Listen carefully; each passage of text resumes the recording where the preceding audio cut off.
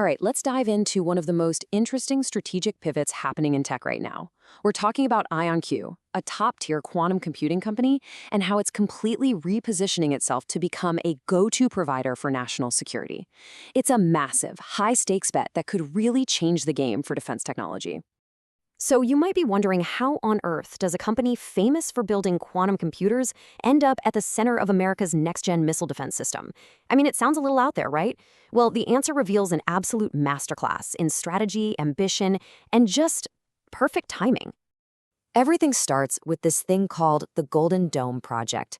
Just try to picture it, a massive, layered defensive shield wrapping around the entire United States. It's designed to spot and take out the most advanced threats we face, everything from ballistic missiles to those incredibly fast hypersonic ones. And no, this isn't science fiction.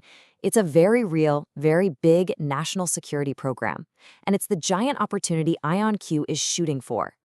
And the budget for this defensive dome? Get this.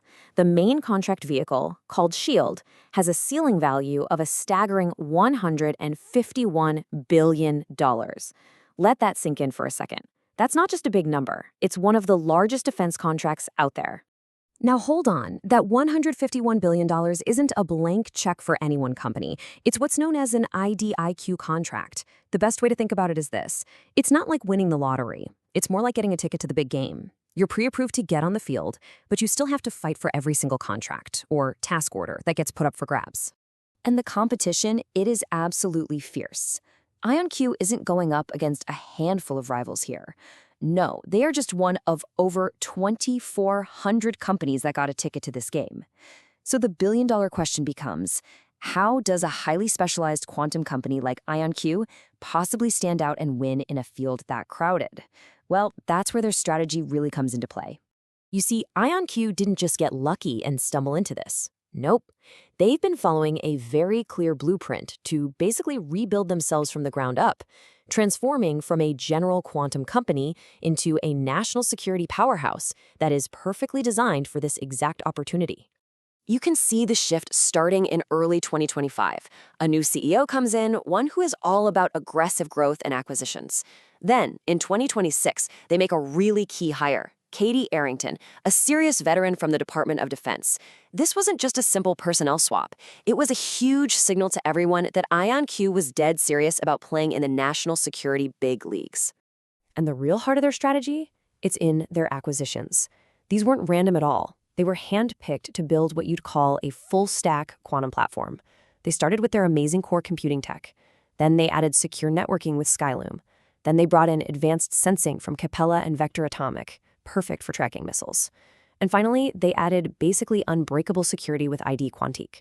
What they're doing is building a one-stop shop for all of the Pentagon's quantum needs. Now, if this whole strategy of pivoting hard into government and defense contracts is ringing a bell, well, it probably should. A lot of people watching this space are pointing out that it looks an awful lot like the playbook written by another tech giant that did the exact same thing, Palantir. I mean, look at this. The parallels are just uncanny. Palantir went from being a general data company to becoming the absolute central operating system for U.S. intelligence. How? By hiring security experts and going after huge government contracts. IonQ is running the exact same play, just in the quantum world. Their goal isn't just to sell a few computers, it's to build the entire quantum layer for America's national defense. Okay, so having a slick strategy is great, but remember those 2,400 other companies? You need a real, tangible advantage to win. So what's IonQ's secret weapon? What do they have that could actually make the difference? It really comes down to this: raw, technical performance. This chart shows something called 2-qubit gate fidelity. The easiest way to think about it is as the accuracy rate for a quantum computer's most basic calculations. And as you can see, IonQ is the world leader at 99.99%.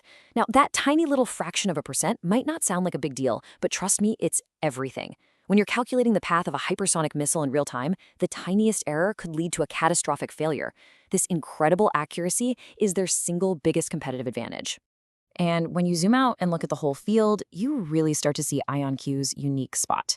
You've got competitors like Rigetti, who are facing delays, and giants like IBM, where quantum is just a tiny slice of their business. But IonQ has this powerful 1-2 punch, the best technology out there combined with a laser-focused, full-stack strategy aimed right at the defense industry. So, IonQ's got the strategy, and they've got the tech. But let's be real, this is a very high-stakes game they're playing. So we have to weigh the incredible potential upside against some very, very real risks. The bull case is pretty clear, and honestly, it's compelling. If IonQ manages to win even a small slice of that $151 billion pie, we're talking about a fire hose of steady, long-term government revenue. This would lock them in as the quantum defense platform, and yeah, it could potentially lead to a Palantir-level valuation. But, and this is a big but, we have to be realistic about the risks. That competition we talked about, it's not going away. They'll be fighting for every single contract.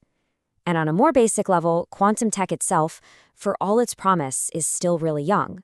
It could hit unexpected problems when trying to scale up for these kinds of critical jobs.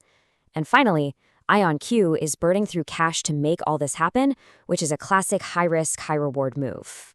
This is anything but a sure thing. Which really brings us to the ultimate question here. IonQ has the playbook, they have the tech, and they definitely have the ambition. They are making a huge, calculated bet to become for quantum defense what Palantir became for intelligence. So can they actually pull it off? Can they become the Palantir of the quantum world? Well, that's the multi-billion-dollar question we're all going to be watching.